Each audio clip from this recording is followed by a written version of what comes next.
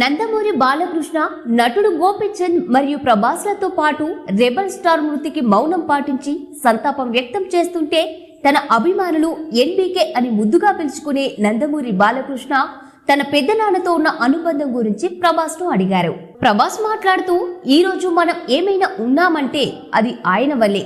ఆయనకు రుణపడి ఉంటాం.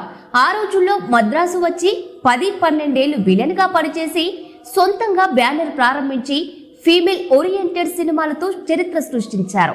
ఈ రోజు మా కుటుంబం అంతా అతన్ని చాలా మిస్ అవుతున్నారు అని అన్నారు. కృష్ణంరాజు మరణం గురించి ఎన్బీకే అడిగినప్పుడు ప్రభాస్ ఇలా వ్యాఖ్యానించాడు. అతను 1 నెల పాటు అనారోగ్యంతో ఉన్నాడు. ఆ దశలో నేను ఆసుపత్రిలో ఉన్నాను. నిరంతరం వైద్యులతో టచ్ లో ఉన్నాను.